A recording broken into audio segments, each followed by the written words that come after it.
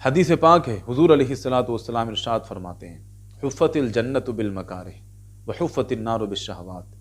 جنت پریشانیوں سے گھیر دی گئی ہے اور جہنم کو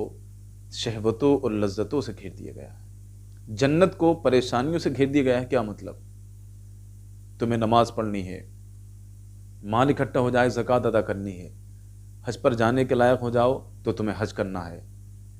اپنی نظروں کی حفاظت کرنی ہے، حرام کا مال نہیں کھانا ہے، محنت سے روزی کمانی ہے، حلال روزی کمانی ہے، بچوں کو کھلانا ہے، اپنے دل و دماغ کی حفاظت کرنی ہے، شریعت کے قانون کی حفاظت کرنی ہے، تمہیں یہ کرنا ہے، یہ کرنا ہے، یہ نہیں کرنا ہے، تمہیں شراب نہیں پینی ہے، تمہیں نشے سے دور رہنا ہے، تمہیں زنا سے دور رہنا ہے۔ انسان کی جتنی بھی خواہشات اور نفسانی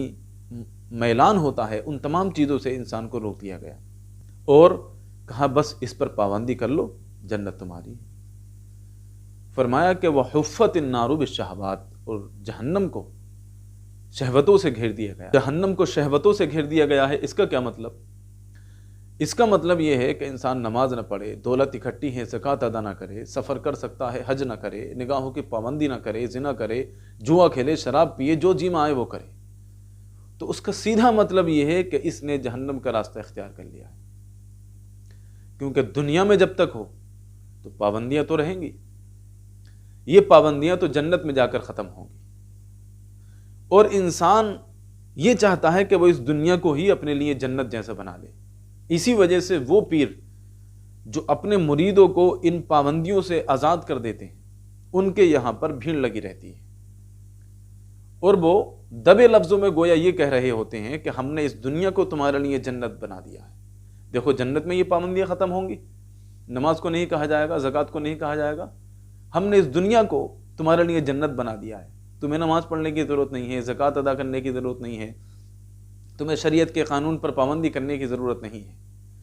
تو اسلام کے دشمنوں کا پہلے سے ہی یہ طریقہ رہا ہے کہ وہ یہ کوشش کرتے ہیں کہ اس دنیا کو لوگوں کے لیے جنت بنا کر پیش کیا جائے۔ حسن بن سواح، اس نے تو باقاعدہ اس دنیا میں جنت بنا رکھی تھی، اس کے اندر حوریں بھی تھی، ایسے ہی شداد نے جنت بنا رکھی تھی۔ تو یہ جو اس طرح کی پابندیاں ختم کرنے کی بات کرتے ہیں اور کہتے ہیں کہ تمہیں نماز پڑھنے کی ضرورت نہیں ہے، زکوٰۃ ادا کرنے کی ضرورت نہیں ہے، یہ اصل میں اس دنیا کو جنت بنا رہے ہوتے ہیں۔ اور جو بھی اس دنیا کو جنت بنانے کی کوشش کرے تو آپ سمجھ لیجئے کہ یہ وقت کا شداد ہے، قارون ہے، کیونکہ یہی لوگ ایسے تھے کہ جنہوں نے اس دنیا کو جنت بنانے کی کوشش کی تھی۔ تو ایسے پیروں سے بچنا نہایت ہی ضروری ہے۔